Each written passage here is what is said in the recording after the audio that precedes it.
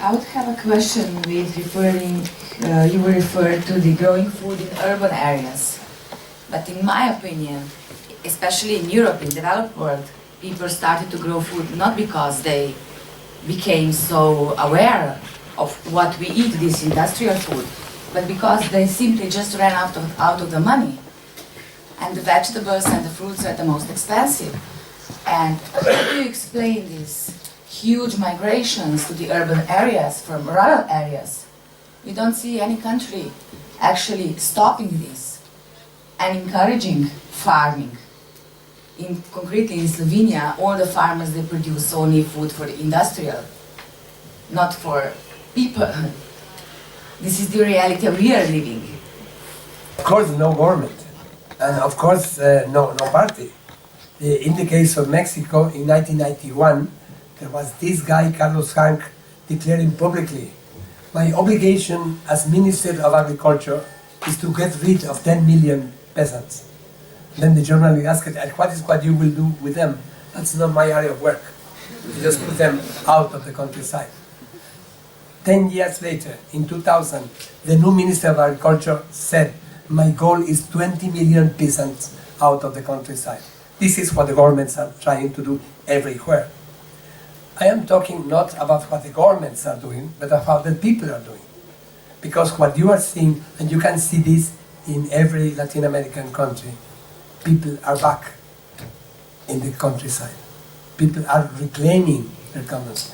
One tragic event, they can no longer migrate to the US. They can no longer get the dollars in Portland, Oregon. They are back in their communities. And they are not disrupting their families. And they are again reclaiming their land. You are clearly, what you describe in Europe is the phenomenon everywhere, including Cuba. Cuba suffered what we are suffering today 20 years ago. With the collapse of the Soviet Union, the subsidy stopped.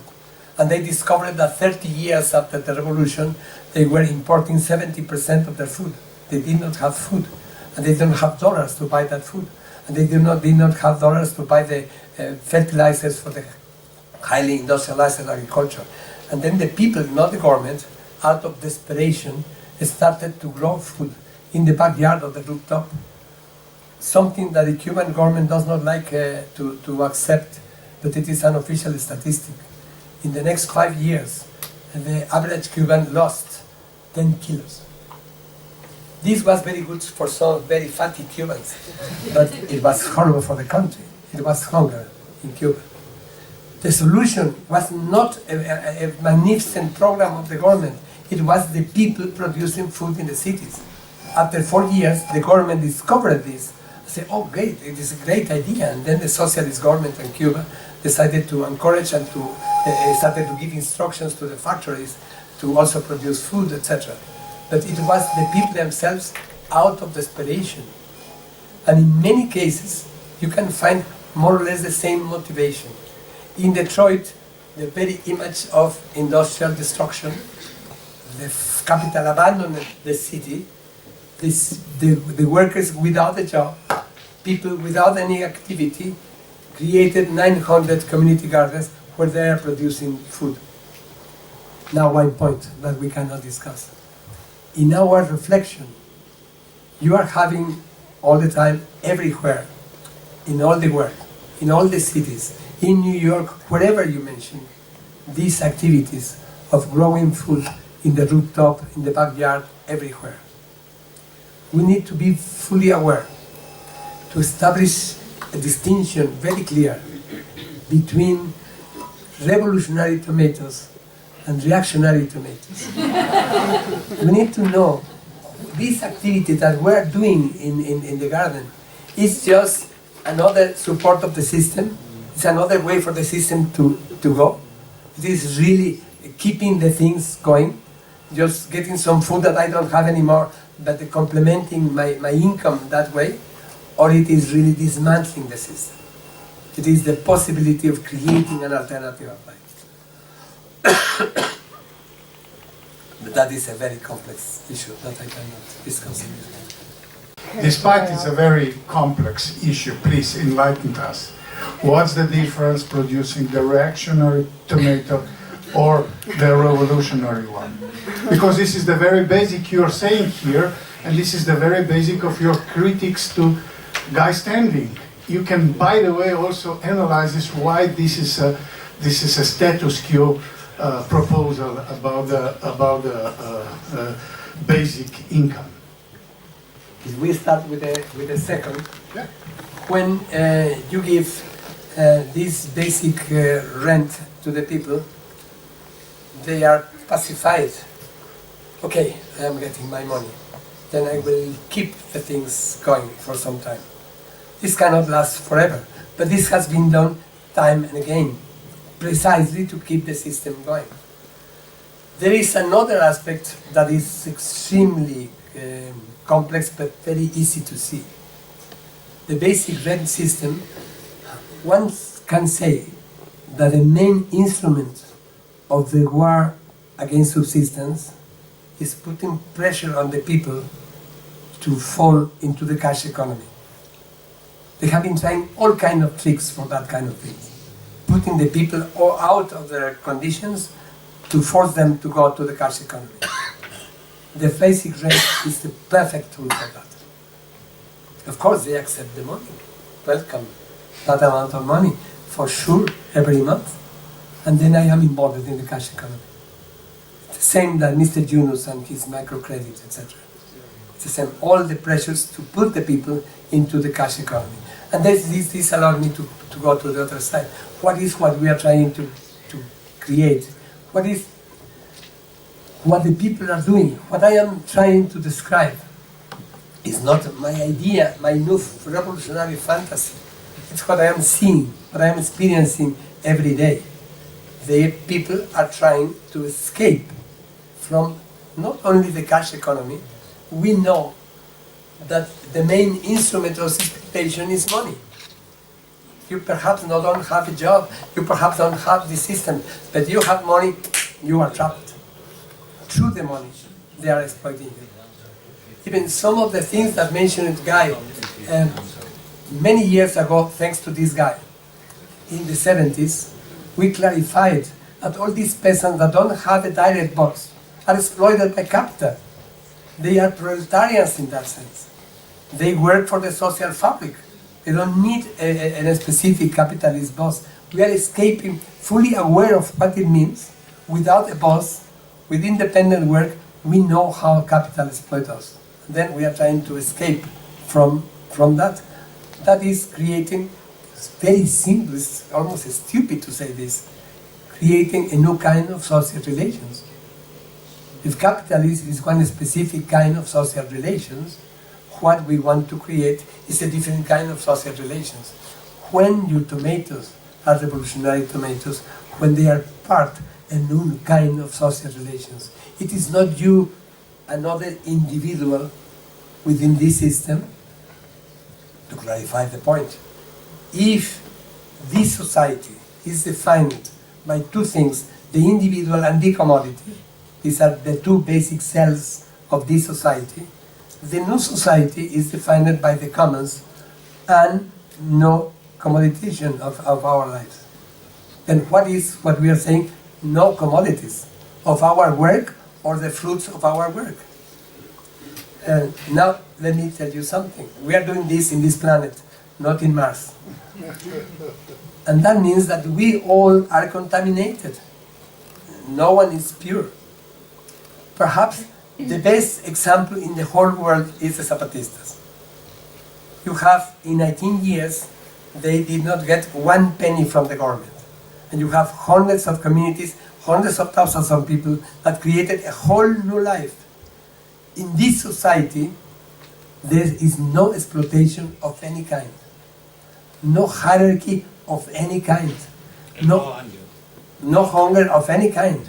They are self-sufficient in the production of food. They are self-sufficient in their healing system. They have their own clinics. It's not funny, but it is just a thing. There are some hospitals of the government, the state, near the Zapatista area. At 3 kilometers of one hospital of the state, there is a Zapatista clinic. many patients of the hospital of the state, because we know what is happening in the hospitals of the state. They don't have enough medicines, they don't have enough resources, they don't have enough doctors. We know what is happening there. But many of those patients of the state with the social security, now they go to the Zapatista clinic because the Zapatista clinic has everything. But they have created in this area a whole society, a new society, without any form of exploitation. No relations of production. But the Zapatistas are selling, this is our estimate, this is not of any official figure, they don't give official figures. Our estimate is that they are selling in the market $40 million of different commodities. Coffee, Chile, one of the best boots in the world for the fashion market in Europe, produced in the middle of the jungle with the technology given to them by an Italian union, to buy the radios, the computer, the X-rays of the clinics. They are having some exchange, and then the whole group is exploited by capital in these conditions. Yes, there's no purity. They are contaminated. But internally, in these areas, they have a different kind of social relations of production. Well, this we are observing in New York or Mexico City or everywhere. People creating new kind of social relations. That is how you can define the difference between the different kind of tomatoes. When you're talking about these self-organized communities and then municipals and regions and even parliament, I can understand that the government let you do this when you talk about separate phenomena, but when you become too big, does government see you as a kind of parallel system, state into state? Does they see you as a threat? And they just let you do this? They are not letting us to do this. What we're seeing in the world today is governments in panic because they are seeing us in this kind of uprising. It's a peaceful uprising. We are not challenging them openly. We are not sending them to hell, even if we want. But the governments are seeing this uprising and they are reacting in a very rational way with all kinds of repression. My country is falling apart, literally, with lots of violence. The government, the Mexican government, does not have anymore the monopoly of legitimate violence because the government does no longer have the monopoly. There are many other actors with more, better weapons, and because the government does not have any legitimacy. Then the original definition, but now the government is the entrepreneur of violence. The government is promoting violence with the pretext of the cartels, of all these kind of things. They are trying to intimidate us, to repress us. They are using paramilitaries. They cannot use the army against the Zapatistas, then they use paramilitaries. They use all kind of weapons, all kind of... The beautiful thing, it's the best part of my story, is how before this continual attack, this permanent attack with all forms of violence, even one of the worst forms, we can degenerate in the worst kind of civil war when you don't know who is fighting against whom. That is really horrible. How we are joyfully creating a different society with full of joy, with graceful playfulness in this construction, because we are creating something new. Perhaps I am abusing the time, but let me tell you a story. With the Zapatistas, they created 17 years ago in this area they control. They created one village from scratch. They started to grow their food and to build their houses. After 2 or 3 years, a nearby community of the Priistas, the dominant party, started to attack them, to steal the coffee, to molest the women, etc. They started to talk with them, patiently talking with them, not using their weapons, not reacting with violence, talking and talking with them. To make the long story short, after 15 years of dialogue, useless dialogue, they told them, okay, we let you our village. Everything that we have constructed here is yours. We are going to another place. And they left with all the families to another place. Next step, in the other place, the paramilitaries with this same started to attack them again. No longer any pretext. They were just beginning to build the houses. I tell you the story because of the phrase of one of them. They are resisting, they are building the new village, they have the support of other communities, but he told us to a caravan that went there, you know, we cannot hate these guys. They are our brothers. They are confused and manipulated. What is a very shame is to have the people behind them, the people in the government that is sending them to do this. Please try to imagine what is this? What is this mentality? This is non-violence, active non-violence. They are creating the new society, joyfully, full of life, resisting all kinds of attacks, and they have the serenity, the spirit saying, this guy is not my enemy. This is not the real enemy. Even if this guy is the one attacking them. It is because it's no kind of people. Yes, please. I would comment a little bit. I can imagine such a society like you are describing, but it is a limited society. It is community, but we are not living in communities. We distracted communities in Europe. So it means we have to build something new. But it is not possible in the same way like you are describing. And when you have a society which has, for example, billions of subsidies going around from our pockets directly to capital, you cannot stop people talking about some universal basic income and thinking about it. Because if you have subsidies for low cost of your food, and it is not so low cost in your market, it means it's subsidized for the producers, not producers, the first producers, but for big corporations. It is not subsidized for us, consumers. And you can imagine such a big system of subsidies, and I can imagine that you have such a system, because if it is not called subsidies, it's called in another way.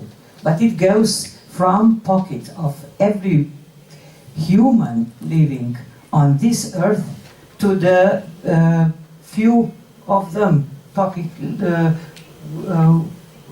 who about we were talking before. So it means not 1%, less than 1% billionaires. So it means we can change talking about these subsidies and taking them back. And I think a universal basic income is taking back subsidies from billionaires to our side.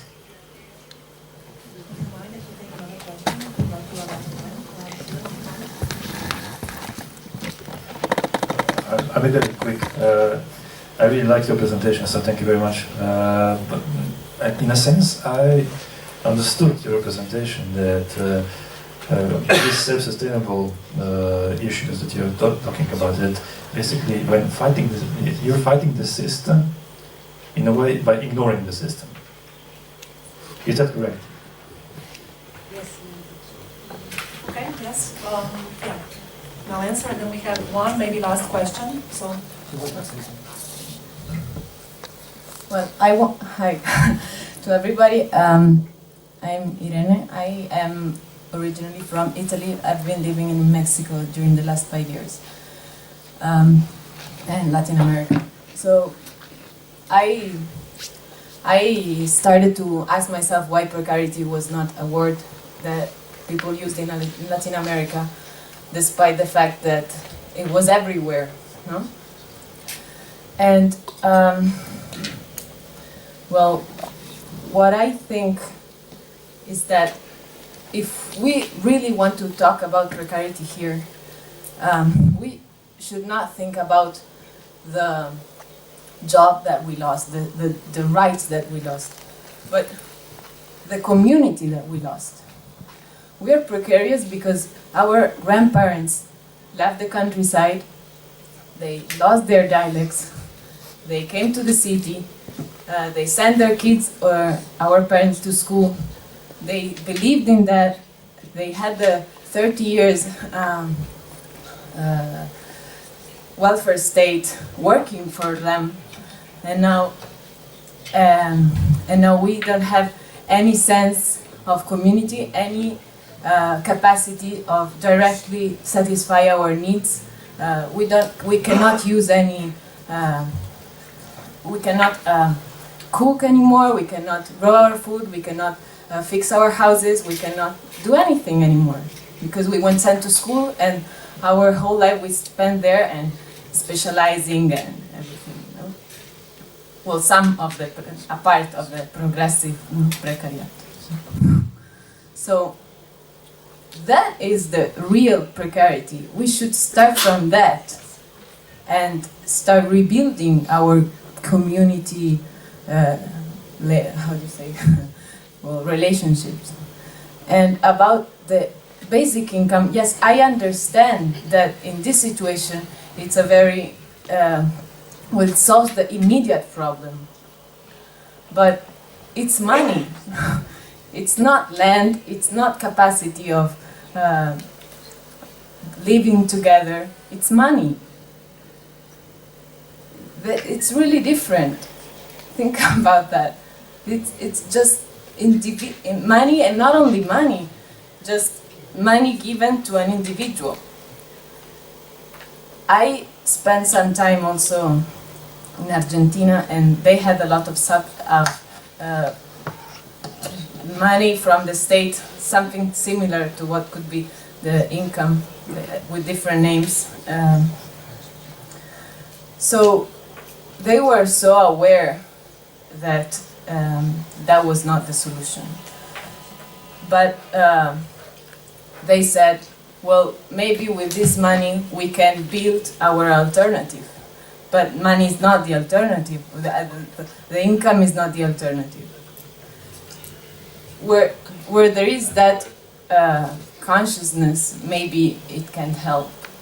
But it's still, for the main part of the population is an individual income. It will still get the system ongoing like it is, and worse, I think. You must take into consideration that many of the things that you are experiencing now in Europe, we experienced that first since the 80s. And then many of these specific forms. For example, the change of the subsidies. And for example, some equivalents to the universal basic rent. In the case of Mexico, dismantling all the subsidies to the communities, to the campesinos, was transformed in the model created by the World Bank in individual subsidies. And then the individuals were labeled as poor. They now have a label, an identification, they are poor. And then they get this amount of money every month. And they accept, of course, this money. And we have seen the impact of this money. We are not telling them not to, please don't take that money. That money will corrupt you. We are not trying to stop that kind of things. These things are happening all the time in our world. All these things of structural adjustment organized now in Europe, or what were organized in Latin America in the 80s. And then we have seen all the consequences and all the tricks of the governments. We are not trying to stop any of those things. And we cannot ignore the governments. They are on us, they are after us, they are attacking us, we cannot ignore them. We are ignoring them only in the sense that we are not expecting from them anything. We don't want to redistribute the income through the government, using the system of the government to do the things. We don't believe in that anymore. Because of many different reasons, it is a long list, but we really don't believe anymore. We are no longer interested in what they do and what they promise. We are interested in what we can do. And of course, one of the most important things that we can do is to create community. We are talking not only of the indigenous communities. Of course, you have the blessing that you are born as a community. The first layer of your being is a we. Fantastic, it's marvelous. You must celebrate your condition. But you know that it's a minority. Most of people in Mexico, I was raised as an individual in the Western tradition. And to be Western in Mexico means to be American. That is how the West came to us, to America. Then I was raised as an individual, as a Western individual. And that is why we are talking about the newcomers. Those that lost anything that they can call a community. Of course, we can learn something of the indigenous communities. We can learn of this. But basically, it's an experience of the new people. And again, you can see in Ivan Illich the full proposal. But the main category to create the newcomers, friendship. It's not great theory, great ideology, great party. Every one of us have 1,000 friends, but real friends, real friends, we have 2, 3, 4, 5, no more than that. You are very rich in friends, you have 6 friends. Well, with 6 friends, you can create a newcomers. You can create something new, a new kind of social relations, and that is the beginning of something different. But it's now a provocation. I am using too much time. I'm Claudia, and living in Austria. I'm an old friend of Gustavo, and I want to say something else because as a European, I know what this means, what you're saying. It is a big provocation to everybody here because it says that the large project of transforming the world through industry, progress, and development is not accepted by you. And one should add that this project has failed. And this is what we didn't hear in the morning, in the sessions of the morning, because the idea was how to save the system, this big project of industry development and worldwide happiness, something like that. And you start from the point of view that you know that this project has failed already. So the provocation consists in that you are not pequeño bourgeois or something like that, but what many people would maybe think, but you are a solution to a crisis that has destroyed, that is the result of the destruction of the world that is going on. And what we did not speak about here is that capitalism means the transformation of the whole world, of all nature and of all life, into commodities, into money, into industry, and into command. These are the definitions of capital by Marx, by the way. So what we see now, that this project is failing everywhere, and it is ending in a total destruction. And you are the ones who try to come out of that dilemma. But the dilemma as such is not known. It's not really reflected by Europeans yet. They still think that with a new socialism or something like that, they could save the system and the civilization of modernity. And this is not the case. So this should be added to the discussion, because otherwise people wouldn't know why this is happening there and why we seemingly are at a different point in time or on the world, or that Slovenia is a different case or has other things to do. So this point has to be made. Thank you. Thank you very much. One last question, please. Denis Miklaučić, it seems to me that we are actually facing the symptoms that we are slowly slipping into the neo-feudalism, and there's my concern about also the basic income actually, if you know that many goods, also basic goods, are getting privatized, who can guarantee that the price for these basic goods would be affordable with this basic income? And I guess that actually we should reconsider the money to its basic purpose, actually to give the value to the goods and not to serve as an issue to itself, actually. And because the financial market is producing some virtual wealth, and also basic income would be a derivative from these financial markets.